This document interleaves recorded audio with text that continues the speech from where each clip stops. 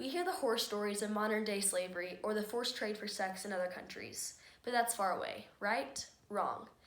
The closest of human trafficking is all around you and likely in your own community.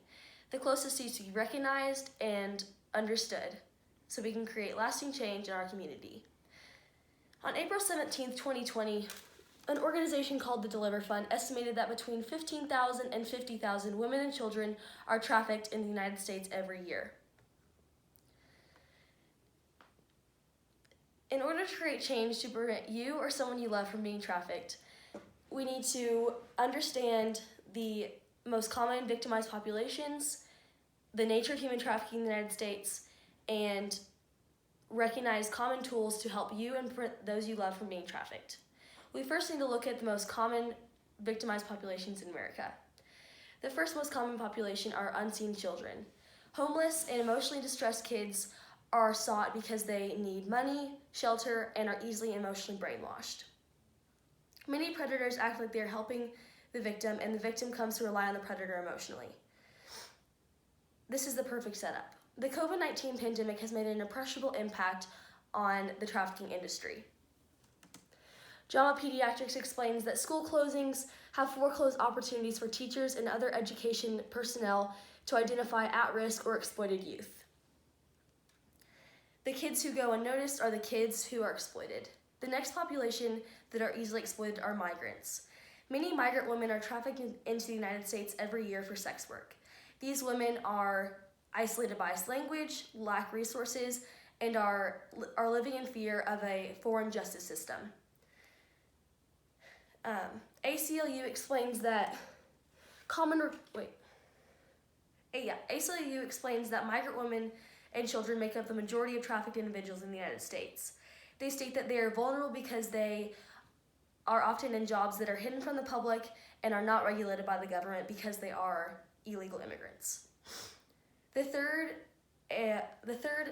population that's most commonly victimized are desperate women. While this may seem broad, emotionally and financially desperate people, especially women, are preyed upon because they feel like they do not have an outlet. They feel like they need to trade their body for the necessities and eventually become exploited in the end. Now that we know the most commonly targeted populations, let's look at the nature of human trafficking in the United States. The first mode of human trafficking is pimp-controlled trafficking. Many women and children being trafficked are deceived by a predator or their pimp who they think is trying to help them and get them a job. They are then mentally conditioned and are then isolated and believe that they don't have any other option but to stay with their pimp. Annual review says that common recruitment tactics used by traffickers around the world entail seduction and false romance, false promises for employment or a better life, creation of feelings of indebtedness toward the trafficker, mail order bride schemes, kidnapping, and violence. The next mode of exploitation is online exploitation. Many predators hide behind a screen and are able to alter their identity to hide themselves from the authorities. JAMA Pediatrics explains that with the pandemic, the National Center for Missing Exploited Children noted an increase of 2 million to 4.2 million reports of online exploitation from just March to April of 2020. The last common reason for exploitation is that victims often perceive life with trafficking as better than their actual home life. Many victims are children escaping an abusive home, foster care, or just trying to seek shelter from getting kicked out of their own house. Their predators or pimps are their perceived protector. Kimberly Coulter from her book Social Work explains that some girls report being groomed by traffickers while they're still living at home and attending school. This period of grooming usually involves the pimp assuming the role of a potential victim's boyfriend, including giving her gifts and compliments, all of which serve to gain her initial loyalty and trust. Now that we know the truth about human trafficking, let's dive into some tools to help you and prevent those you love to recognize and prevent being human trafficked. The first thing to look for is if you notice a limited freedom in a relationship or workspace. If you notice a friend is getting less and less opportunity to make a choice without fear of a work supervisor or a partner, they may be in the beginning stages of being human trafficked. If you notice this in you or a friend, seek help immediately or contact the authorities.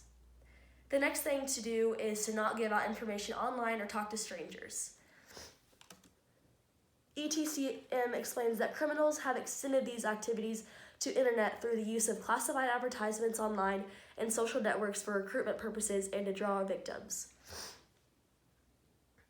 The third thing to look for is weird behavior changes in your friend or yourself. When someone is being trafficked, they're often emotionally manipulated by the predator. This can lead to them seemingly rehearsing answers or excusing how they feel or physical marks on their body or refusing medical treatment. If you notice these symptoms, try to get them alone and contact someone that you trust or the authorities. Being aware of little signs that can lead to a big thing like human trafficking is essential for everyone to help contribute to the solution. We can all do our part and look out for others.